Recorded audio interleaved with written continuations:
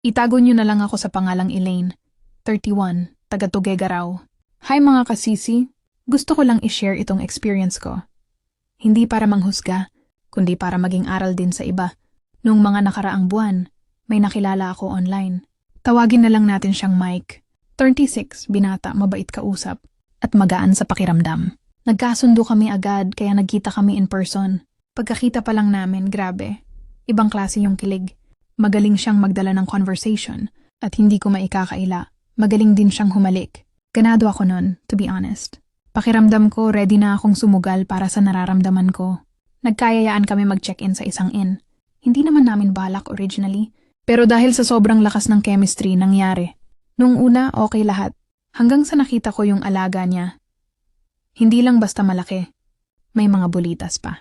Medyo nagulat ako pero dahil nadala na rin ang init ng sandali, pinilit kong i-relax ang sarili ko. Sinubukan niyang ipasok, pero mga kasisi, hindi ko kinaya.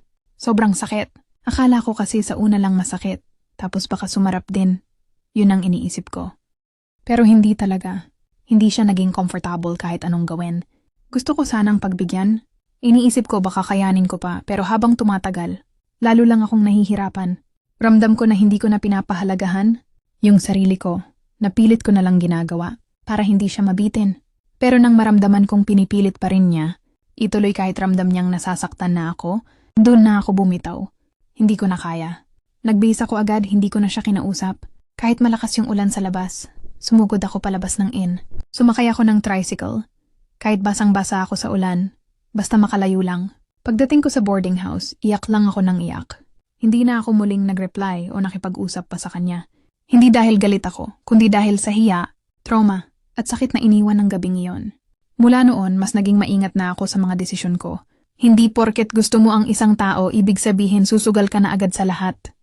At higit sa lahat, natutunan ko na may mga bagay na hindi mo kailangang tiisin, lalo na kung sarili mong respeto na ang nakataya.